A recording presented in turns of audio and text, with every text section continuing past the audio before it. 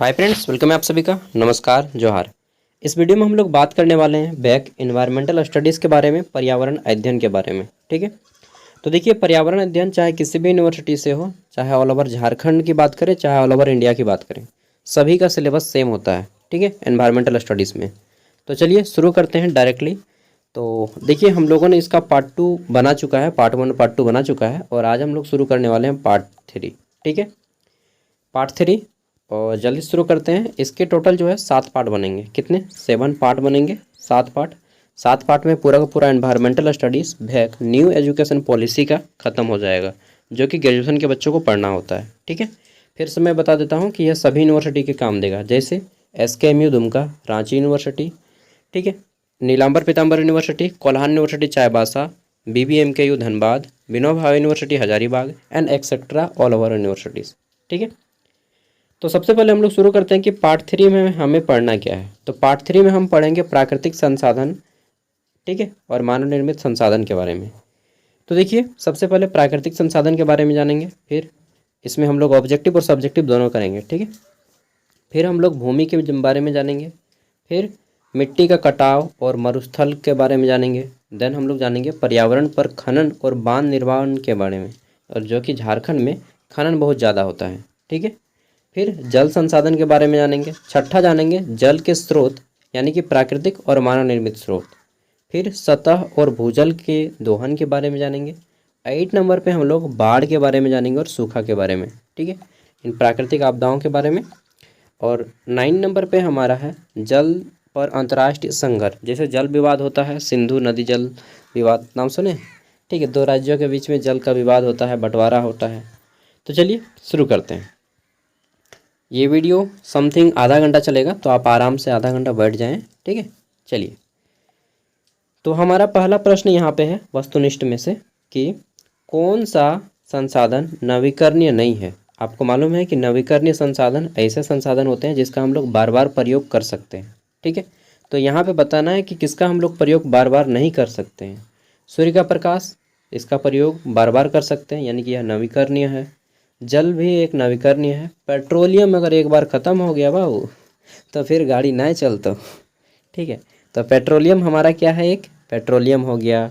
इसमें आपका petrol, diesel, Mobil जितना भी है सब आ जाता है। ठीक है, अगर एक बार ख़त्म हो गया तो दोबारा नहीं चलेगा, फिर हम लोग को साइकिल चलाना होगा। तो पेट्रोल का प्रयोग कम से कम करें। ठीक है, CNG आजकल आ गया है, हालांकि पेट्रोलियम इसका राइट आंसर हो जाएगा। ठीक है, और भारत में मुंबई हाई और असम में डिगबोई जैसे कुछ क्षेत्र है जहाँ पे पेट्रोलियम का उत्पादन किया जाता है। अगला है जैविक संसाधनों का उदाहरण है। जैविक संसाधन जिसमें जीवन पाया जाता है। तो कोयला में जीवन पाया जाता है? नहीं पाया जाता है। पेट्रोलियम में जीवन पाया जाता है? नहीं पाया जाता है। वन में, हाँ, वन में पेड़ पौधे होते हैं, तो पेड़ पौधों में जीवन पाया जाता है, खनिज में नहीं पाया जाता है। तो जैविक संसाधन कौन सा है? वन। ठीक है, और बाकी सभी क्या है? अजैविक संसाधन, यानी कि उनमें जीवन नहीं पाया जाता है। ठीक है, आगे देखते हैं। हमारा दूसरा प्रश्न, एक मिनट, ये तो दूसरा प्रश्न था, ये तीसरा प्रश्न होता। हाँ, तीसरा प्रश्न ही है, पॉइंट नंबर 2। ठीक है, प्रश्न है हमारा, भारत में भूमि उपयोग की सबसे बड़ी श्रेणी कौन सी है? तो भारत में भूमि उपयोग की सबसे बड़ी श्रेणी कौन सी है?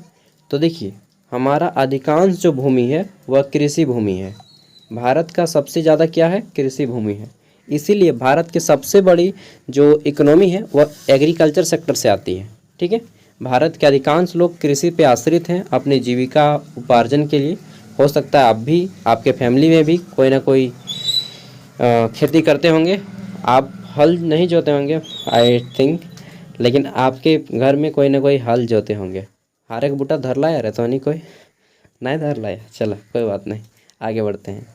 तो हार का बूटा, हल, हार बोलते हैं हम लोग ठेठ भाषा में, और जिसको पकड़ के चलाते हैं उसको बूटा बोलते हैं। चलिए, तो नेक्स्ट है हमारा, कौन सा राज्य भारत में सबसे अधिक कृषि योग्य भूमि रखता है? तो किस राज्य के पास सबसे ज़्यादा कृषि के लिए भूमि है? बिहार, पंजाब, उत्तर प्रदेश या फिर हमारा राजस्थान? तो राइट आंसर हो जाएगा उत्तर प्रदेश। ठीक है, लेकिन सबसे ज़्यादा जो चावल की उत्पादन होता है वह कहाँ होता है मालूम है? सबसे ज़्यादा चावल का उत्पादन होता है हमारा पश्चिम बंगाल में। ठीक है, आगे बढ़ते हैं। नेक्स्ट है हमारा, और क्वेश्चन क्या है, मिट्टी कटाव की मुख्य वजह क्या है, क्यों हमारा जो है मिट्टी कट के चल जा रहा है समुद्रों में। तो देखिए वर्षा नहीं, वर्षा तो होगा ही, वो तो हम में कंट्रोल नहीं है, ठीक है, वो मनुष्य के हाथ में नहीं है। वनों की कटाई जो कर रहे हैं ये हमारे हाथ में है, और जब हम वनों की कटाई कर देते हैं तो क्या होता है कि पेड़ जो होता है ना, ज़मीन को पकड़ के रखता है, ठीक है, उसको घिसकने नहीं देता है। इसलिए जब हम जंगल को काट देते हैं तो वो ज़मीन घिसक जाता है और कहाँ चला जाता है, धीरे धीरे तालाब में, और फिर तालाब से होते हुए फिर नदी में, नदी से होते हुए फिर कहाँ चला जाता है, तो वह समुद्र में चला जाता है, ठीक है। यानी कि मिट्टी का कटाव होता है किसके कारण, वनों की कटाई के कारण, ठीक है।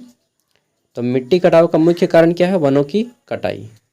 इसलिए अगर आप देखे होंगे कि जब भी बाढ़ आता है तो आदमी पेड़ पे पकड़ के पेड़ पे चढ़ के रह जाता है, ठीक है। उस दिन पलामू में बाढ़ आया तो एक लड़का पेड़ में, करम का पेड़ था, करम का गाछ, उसमें चढ़ के बैठ रहा था और बच गया वो, ठीक है।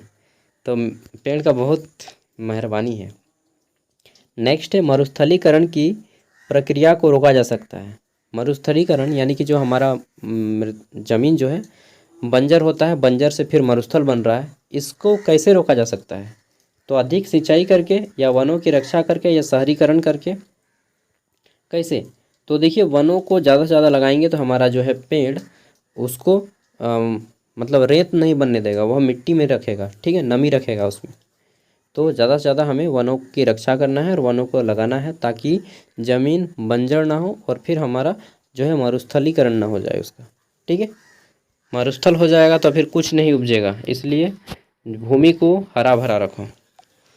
चलिए अगला है हमारा, खनन से सबसे अधिक प्रभावित होता है, क्या प्रभावित होता है, अगर हम लोग खनन करते हैं, ठीक है, यानी कि कुछ भी चीज़, तो सबसे ज़्यादा किसको प्रभावित होता है। देखिए जनसंख्या को, जलवायु को, या भू आकृति और पर्यावरण को सबसे ज़्यादा क्षति पहुंचता है। जैसे हम लोग कुछ भी कर रहे हैं, मान लीजिए यूरेनियम निकाल रहे हैं ज़मीन से, या कोयला, ठीक है, या तांबा, कुछ भी चीज़ निकालते हैं, सबसे ज़्यादा जो क्षति होता है वह पर्यावरण की होती है और ज़मीन की आकृति की होती है, ठीक है। तो ऑप्शन सी इसका राइट आंसर हो जाएगा। अगला है, टिहरी बांध किस नदी पर स्थित है। टिहरी बांध का नाम सुने, ठीक है, टिहरी बांध सब कोई सुने होंगे। भाखड़ा बांध, टिहरी बांध बहुत फेमस है, हीराकुंड बांध, ठीक है। तो देखिए ये जो टिहरी बांध है किस नदी पर स्थित है, गंगा पे नहीं, यमुना पे नहीं, भागीरथी पे ये स्थित है, ठीक है। टिहरी बांध जो है भागीरथी नदी पे स्थित है। कहाँ पे है जी, तो ये उत्तराखंड में है, ठीक है। आगे देख लेते हैं, उत्तराखंड और हिमाचल प्रदेश के बॉर्डर में पड़ता है।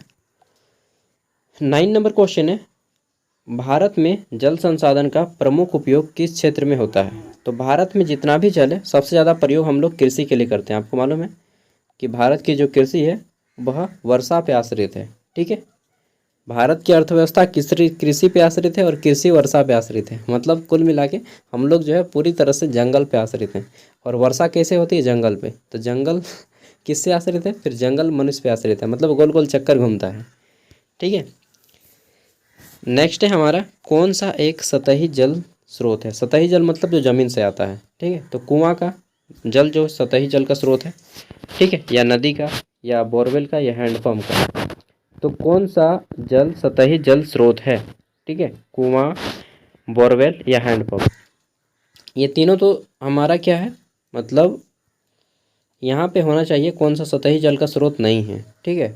क्योंकि ये नदी जो है हमारा सतही जल स्रोत नहीं है, बाकी सब जो है ज़मीन के अंदर से आता है, और नदी हमारा ऊपरी है, ठीक है। तो थोड़ा सा मिस्टेक हो गया है, मतलब यहाँ पे होना चाहिए कौन सा सतही जल का स्रोत नहीं है, ठीक है। तो हमारा नदी नहीं है, बाकी सब सतही जल का स्रोत है, जिसमें कुआं, बोरवेल और हैंडपम्प, ये तीनों हम लोग मानव निर्मित करते हैं, ठीक है, पानी निकालने के लिए। अगला है हमारा यहाँ पे 11 नंबर क्वेश्चन है, भूजल स्तर में गिरावट का मुख्य कारण क्या है। आजकल देखिएगा कि ज़मीन खोदिएगा तो पानी नहीं निकलेगा, ठीक है, फिर हम लोग को डीप बोरिंग मारना पड़ता है, ठीक है। तो इसका मेन रीज़न क्या है कि अत्यधिक जल का दोहन, ठीक है। अत्यधिक जल का हम लोग प्रयोग करते हैं, बार बार पानी का यूज करते हैं, ठीक है। फ्री में, मतलब पानी को यूं ही बहा दे रहे हैं, नल लगा दिए और पानी बह रहा है, ठीक है, कोई किसी को मतलब नहीं है। तो ये क्या कर रहे हैं हम लोग, जल का जो है दुरुपयोग कर रहे हैं, जिसके कारण जो है हम लोग का पानी जो है बहुत गहराई तक चला गया है आजकल। ठीक है, आगे देखते हैं क्वेश्चन नंबर 12। बाढ़ का सबसे मेन कारण क्या है? तो बाढ़ कब आता है? जब पानी बरसता है और फिर नदियाँ भर जाती हैं। ठीक है, तो बाढ़ का सबसे मेन कारण क्या है? जलवायु परिवर्तन, ये एक कारण है। वनों की कटाई भी कारण है। अत्यधिक वर्षा भी कारण है। और उपरोक्त सभी, अगर उपरोक्त सभी ऑप्शन में न रहता तो अत्यधिक वर्षा होती, लेकिन उपरोक्त सभी ऑप्शन में आ जाए तो आपको हमेशा, जब किसी ऑप्शन में आपको, मान लीजिए इस ऑप्शन की नहीं, मैं किसी भी प्रश्न की बात करता हूँ, अगर आपको एग्जाम में कोई भी प्रश्न देखने को मिल जाए जहाँ पे लिखा हो उपरोक्त सभी या इनमें से सभी, तो आप उसी को टिक लगाएंगे।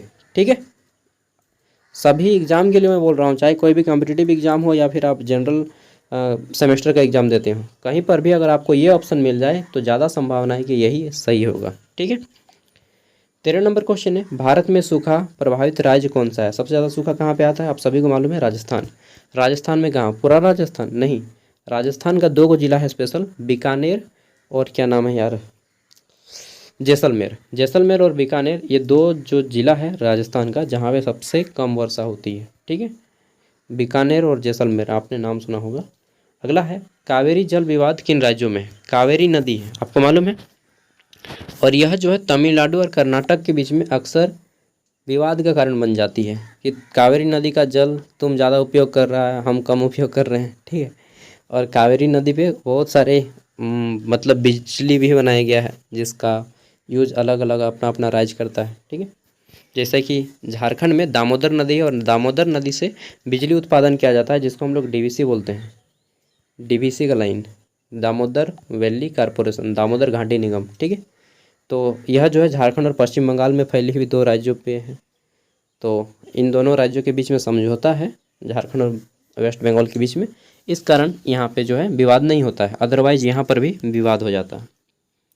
15 नंबर क्वेश्चन है हमारा, इंदस जल संधि भारत और किस देश के बीच में है? तो इंदस जो है जल संधि, देखिए ये इंदस नहीं इंडस होगा। ठीक है, इंडस, तो ये इंडस जो है जल विवाद भारत और पाकिस्तान के बीच में होता है। ठीक है, आपने सिंधु नदी जल विवाद का नाम सुना है? वो वही वही सिंधु को इंग्लिश में इंडस बोलते हैं, इंडस वैली सिविलाइजेशन, सिंधु घाटी की सभ्यता, आपने नाम सुना होगा, इंडस। ठीक है, ये जो इंडस वैली सिविलाइजेशन है, ये क्या है? यही सिंधु नदी को ही हम लोग इंडस बोलते हैं इंग्लिश में। ठीक है, तो सिंधु नदी के कारण भारत और पाकिस्तान में जल विवाद होता है। अब हम लोग सब्जेक्टिव क्वेश्चन आंसर करते हैं लॉन्ग आंसर टाइप में। ठीक है, तो हमारा यहाँ पे पहला प्रश्न बनता है, प्राकृतिक संसाधन क्या है, इसके प्रकार को बताइए। प्राकृतिक संसाधन क्या है और इसके प्रकारों को बताइए। देखिए, प्राकृतिक, प्रकृति, प्रकृति यानी कि नेचर, नेचर यानी कि ऊपर वाला। ठीक है, अल्लाह, ईश्वर, गॉड जो भी बोलते हैं। ठीक है, सब। तो ऐसा चीज़ या ऐसा वस्तु जो मनुष्य नहीं बना सकता, जिसको कुदरत ने बनाया है, उसी को हम लोग प्राकृतिक संसाधन बोलते हैं। ठीक है, प्राकृतिक संसाधन वे पदार्थ हैं जो प्रकृति से प्राप्त होते हैं और मानव की आवश्यकताओं को पूरा करते हैं। ठीक है, जैसे पेड़ पौधे, ठीक है, मिट्टी, हवा, जल, ये सब मनुष्य बना सकता है जी? कभी नहीं बना पाएगा। तो इसको किसने बनाया है? प्रकृति ने। प्रकृति यानी कि गॉड। ठीक है, अल्लाह, ईश्वर, जो भी आप बोलते हैं। ठीक है, अब प्राकृतिक संसाधन भी 2 प्रकार के होते हैं, एक होते हैं नवीकरणीय और एक होता है अनवीकरणीय। ठीक है, ऊपर वाले ने 2 प्रकार के संसाधन बनाए हैं, एक नवीकरणीय और एक अनवीकरणीय। नवीकरणीय माने जो कि हम लोग बार बार प्रयोग कर सकते हैं, इंग्लिश में बोलते हैं रिन्यूएबल, और इसको बोलते हैं अनवीकरणीय को नॉन रिन्यूएबल, यानी कि ऐसा संसाधन जिसका हम लोग बार बार प्रयोग करें, डेली प्रयोग करें, फिर भी ख़त्म नहीं होगा। जैसे कि सूर्य की रोशनी, ठीक है, जल, पानी कभी ख़त्म नहीं होगा, वायु, ठीक है, फिर वन, ये सभी कभी ख़त्म नहीं होगा। हाँ, लेकिन ख़त्म नहीं होगा मैं मानता हूँ, लेकिन प्रदूषित हो जाएगा। ठीक है, ख़त्म नहीं होगा लेकिन प्रदूषित हो जाएगा, इसलिए इनका भी उपयोग अच्छे से करना है। और अनवीकरणीय संसाधन जो ख़त्म हो जाएगा, प्रदूषित तो होगा ही, ख़त्म हो जाएगा, जैसे कोयला ख़त्म हो जाएगा, पेट्रोलियम ख़त्म हो जाएगा, जितना भी खनिज है, ठीक है, ये सारे ख़त्म हो जाएंगे। ठीक है, हालांकि इन दोनों को ईश्वर नहीं बनाया है। तो प्राकृतिक संसाधन किसे कहते हैं? वैसा संसाधन जो प्रकृति के द्वारा प्रदत्त है, ऊपर अल्लाह, ईश्वर, भगवान के द्वारा दिया गया है, आप ऐसा भी लिख सकते हैं। ठीक है, इसको मनुष्य नहीं बना सकता है, लेकिन मनुष्य इसका प्रयोग करता है। ठीक है, इसके दो प्रकार हैं, नवीकरणीय और अनवीकरणीय। नवीकरणीय में एग्जाम्पल और अनवीकरणीय के भी उदाहरण दिए गए हैं। ठीक है, अब आता है हमारा भूमि संसाधन क्या है।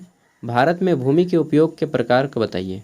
तो सबसे पहले ये बताइए कि भूमि नवीकरणीय है या अनवीकरणीय। भूमि का उपयोग कितनों कीजिए ख़त्म होगा, नहीं ख़त्म होगा। जितना भूमि है उतना तो है ही है। ठीक है, और ना भूमि को मनुष्य बना सकता है। तो भूमि जो है एक नवीकरणीय संसाधन है और इसको जो है मनुष्य क्या कर सकता है, नहीं बना सकता है, यानी कि प्राकृतिक संसाधन है। ठीक है, नवीकरणीय प्राकृतिक संसाधन है। अब देखते हैं भारत में भूमि का वितरण, यानी कि भारत में तो देखिए, भारत में बर्फ़ भी है, भारत में रेगिस्तान भी है, भारत में पहाड़ भी है, पर्वत भी है, मैदान भी है, नदी भी है, नाला भी है। ठीक है, तो सब है ना, खनिज भी है, पठार भी है। इस तरह से आपको बताना है कि भूमि तो बहुत प्रकार का होता है। ठीक है, चलिए, तो भूमि संसाधन वह प्राकृतिक संसाधन है जिसका उपयोग कृषि, आवास, उद्योग, वन, पशुपालन, आकृति, जितने भी हैं बहुत सारे विभिन्न कार्यों में किया जाता है। भारत में भूमि के प्रकार, ठीक है, कैसे कैसे भूमि पाए जाते हैं। जैसे बोलते हैं ना, कैसे कैसे लोग रहते हैं यार तो कैसे कैसे भूमि रहता है। कृषि भूमि, जिसमें हम लोग खेती करते हैं। वन भूमि, ठीक है, कृषि भूमि खेती करते हैं। वन भूमि, वन भूमि में एग्जाम्पल लिख दीजिएगा, नंगा पर्वत, ठीक है, हिमालय पर्वत, पारसनाथ पर्वत, ठीक है, अनाय मुंडी की पहाड़ी। चलिए, ये इतना काफ़ी बोल दिया ना। हाँ, अब आप लोग फिर बताइएगा चारागाह। चारागाह मतलब जहाँ पे चराने के लिए जाता है। ठीक है, इसके अलावा आप बोल दीजिएगा अविकसित बंजर भूमि, जिसमें आपका भारत का रेगिस्तान। भारत में राजस्थान और गुजरात के एरिया में रेगिस्तान पाया जाता है, जिसको हम लोग क्या बोलते हैं, थार रेगिस्तान बोलते हैं। थार रेगिस्तान, थार एक तो गाड़ी भी आ गया ना, थार एक गाना है ना, ले चली घुमावे, क्या जो है यार भूल गए हो, थार वाला। चलिए छोड़िए, तो बंजर भूमि भी है। उसके बाद नगरों में बसे गांव हैं। इसके अलावा और आप लिख दीजिएगा भूमि के प्रकार में आपका हिमालय पर्वत जैसा, ठीक है, वो वाला बर्फ़ वाला भूमि है। वो भी भूमि है लेकिन पहाड़ है, लेकिन बर्फ़ का। ठीक है, चलिए, ये सब हो गया। फिर उसके बारे में अगर आप और ज़्यादा लिखना चाहते हैं तो और डिटेल में लिख सकते हैं अपने से। ठीक है, आगे देख लेते हैं। अब तीसरा प्रश्न आता है, मिट्टी का कटाव क्या होता है, इसके कारण, रोकथाम और उपाय की चर्चा करना है। ठीक है, मिट्टी का कटाव क्या होता है, कैसे होता है मिट्टी का कटाव, और इसका कारण क्या है और रोकथाम क्या है। तो आप सभी को मालूम है कि जो मिट्टी का कटाव की प्रक्रिया है बहुत धीरे धीरे होता है। ठीक है, अचानक से तुरंत मिट्टी कट के हट नहीं जाता है।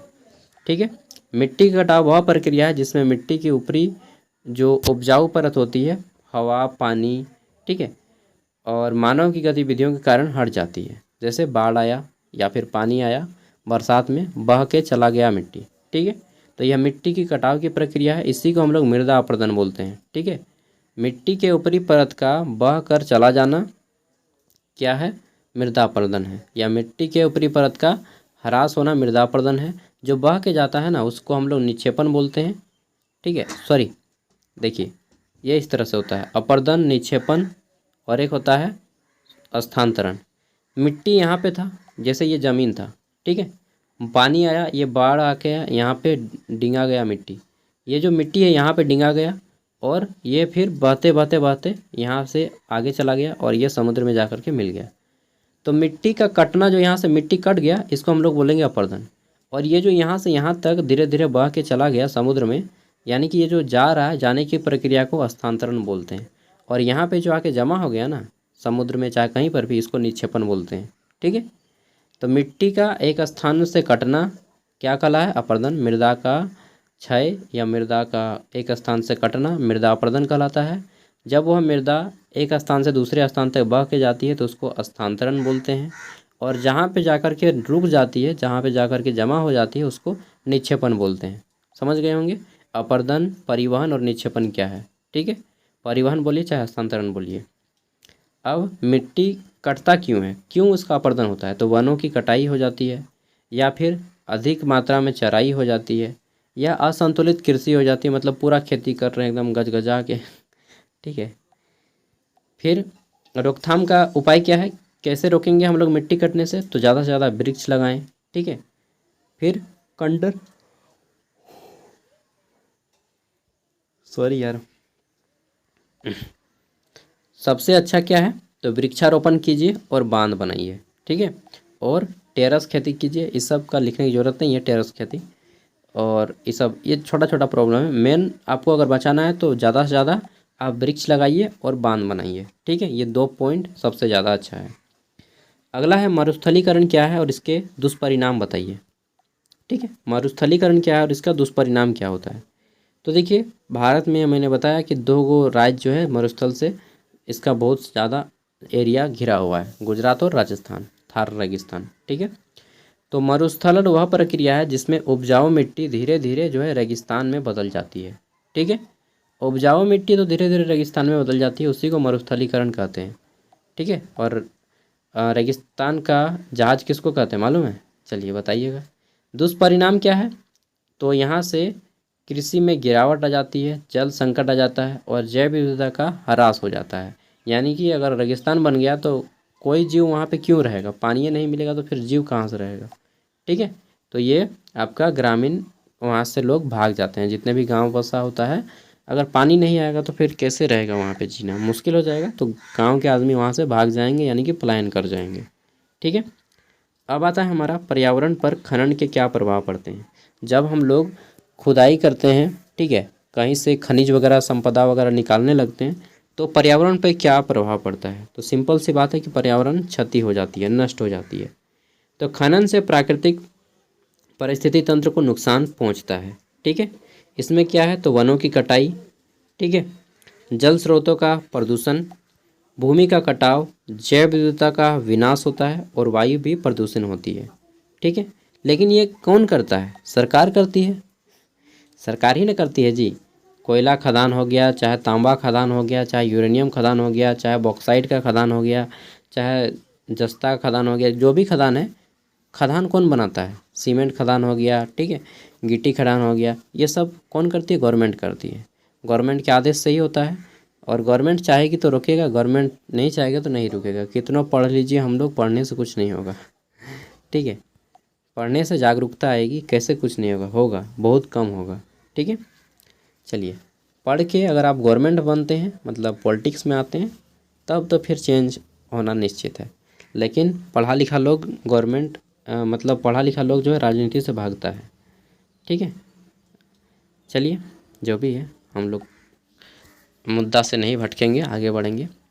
बांध निर्माण के पर्यावरणीय प्रभाव को बताइए। अगर हम कहीं पे बांध बनाते हैं, बांध मतलब वो छोटा वाला बांध नहीं जहाँ पे आप नहाने जाते हैं, तालाब नहीं, बांध मतलब बड़ा बांध, जैसे मसानजोर डैम हो गया, टिहरी बांध हो गया, टेनू डैम हो गया, मैथन डैम हो गया, ठीक है, चांडिल डैम हो गया, आपने नाम सुना है ना, गेतलसूट डैम हो गया, कांके डैम हो गया, ठीक है, हीराकुंड बांध हो गया। तो बड़ा बड़ा बांध जो कि बहुत लंबा लंबा होता है, कई किलोमीटर में फैला होता है, ऐसा बांध। अगर हम बांध बनाते हैं तो बड़ी मात्रा में वन भूमि का डूब जाता है, ठीक है।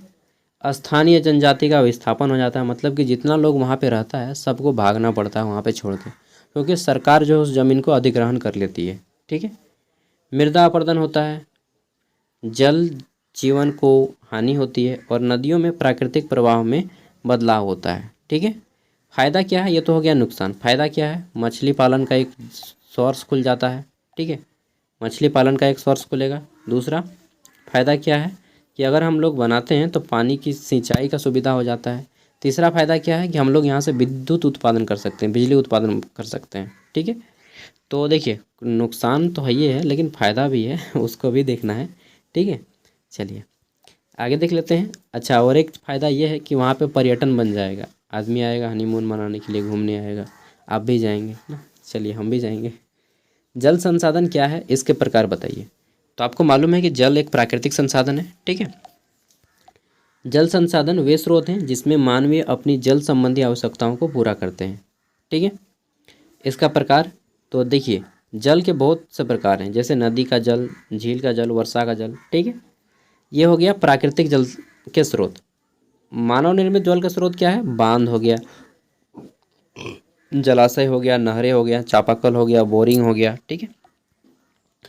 नेक्स्ट है हमारा सतही और भूजल संसाधन दोहन और प्रकार बताना है, ठीक है। तो देखिए, सतही जल, भूजल, सतही जल में क्या क्या आता है, तो सतही जल दोहन के प्रकार, 1 मिनट यार रुक जाइए थोड़ा सा।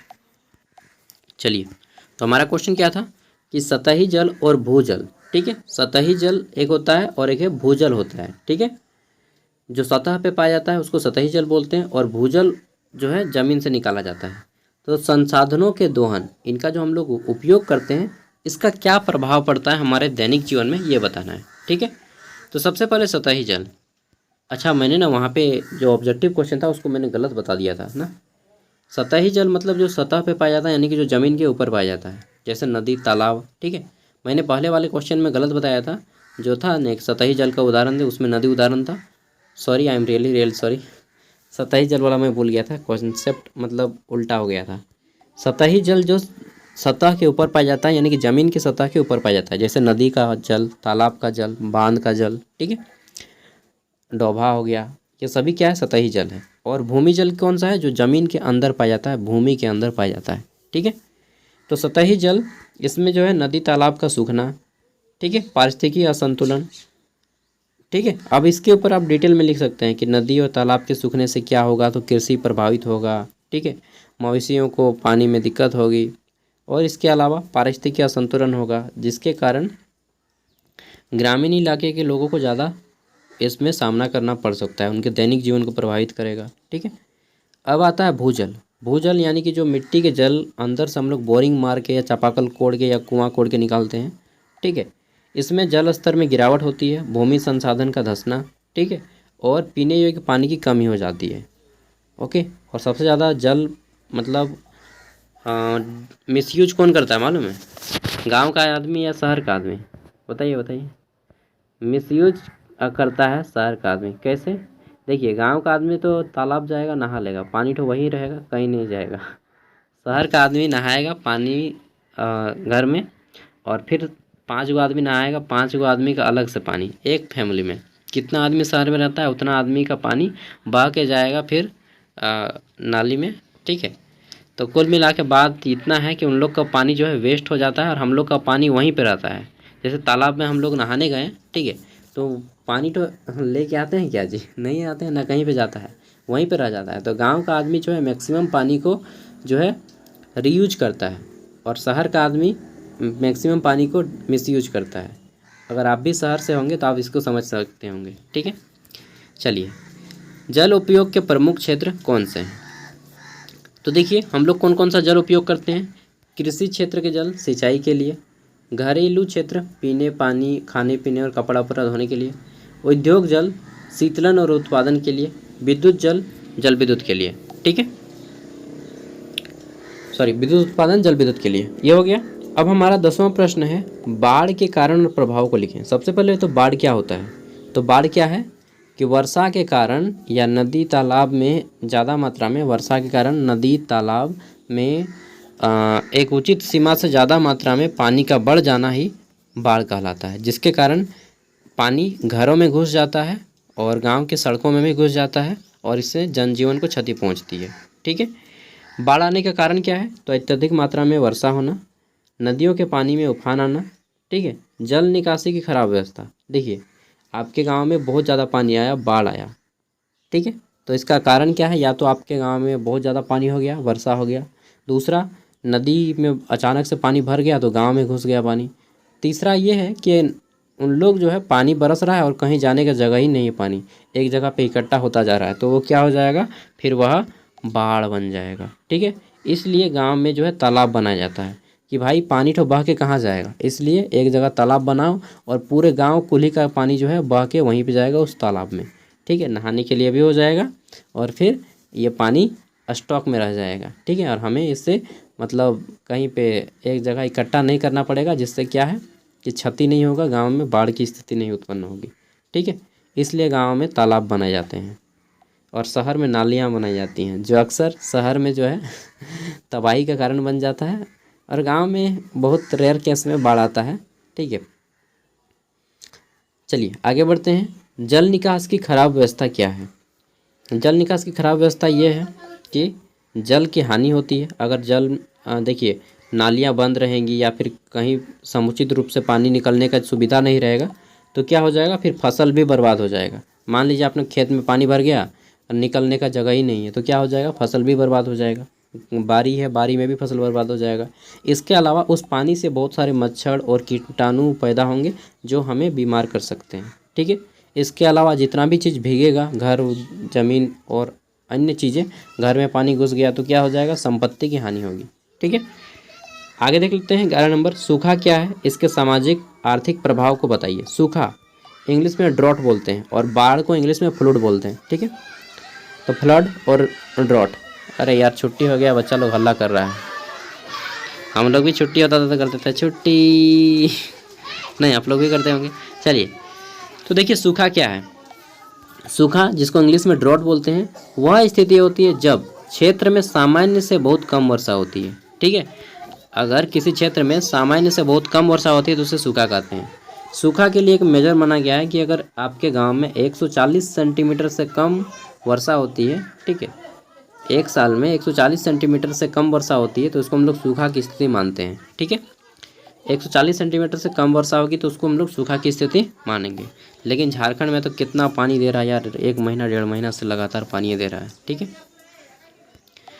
फसल नष्ट हो जाते हैं, भूखमरी छा जाती है। 1 महीना से पानी देगा तो क्या होगा सॉरी, ज़्यादा पानी देगा तब भी तबाही होगा, पानी कम देगा तब भी तबाही होगा। यानी कि बैलेंस में रहेगा तो काम चलेगा। चाहे जीवन हो, चाहे प्रकृति का सिद्धांत हो, कुछ भी हो, बैलेंस में हर चीज़ होना चाहिए। बैलेंस में नहीं है तो काम नहीं देगा, बेरोजगारी छा जाएगी, पलायन करना पड़ जाएगा। ठीक है, गांव में धाने नहीं हुआ, खेती नहीं हुआ तो भूखमरी तो आएगा ही, फसल नष्ट हो जाएंगे, जल संकट हो जाएगा, जल मिलेगा नहीं पीने के लिए, आदमी को दूर दूर तक पानी लाने के लिए जाना होगा। ठीक है, बेरोजगारी तो हो ही जाएगा, आदमी सब गांव छोड़ के भाग जाएगा कि चलो यार शहर में वहीं पे काम करेंगे, वहीं पे रहेंगे। चलिए आगे देख लेते हैं। 12 नंबर आता है प्रश्न कि जल से जुड़े अंतर्राष्ट्रीय व अंतर्राज्यीय संघर्षों के बारे में बताइए। कि देखिए जल के कारण ना बहुत से जगह पे विवाद हो जाता है। ठीक है, पानी के कारण घर में जैसा विवाद होता है, चापाकल के कारण नहीं देखते हैं, पानी लेने के कारण पूरा झगड़ा हो जाता है या फिर कुआं में, उसी तरह से स्टेट लेवल पे भी झगड़ा होता है कि नहीं तुम ज़्यादा पानी यूज कर रहा है, वो बोलता है नहीं तुम ज़्यादा पानी यूज कर रहा है। तो उसी तरह से दो देशों के बीच में जल विवाद होता है। ठीक है, कुछ उदाहरण जैसे भारत और पाकिस्तान के बीच में सिंधु जल नदी विवाद है। ठीक है, और कावेरी नदी जल विवाद है कर्नाटक और तमिलनाडु के बीच में। ठीक है, चलिए अब आपके एग्जाम में इनसे जुड़े हुए जो भी प्रश्न आएंगे आप उसको ज़्यादा डिटेल में लिख के सॉल्व कर लीजिएगा। इसका पूरा का पूरा PDF मैं वीडियो को डिस्क्रिप्शन में दे रहा हूँ, और इसका पार्ट 4 मैं जल्दी कोशिश करूँगा 2 घंटा के अंदर लाने का, 2 घंटा 3 घंटा। ठीक है, थैंक यू, बाय।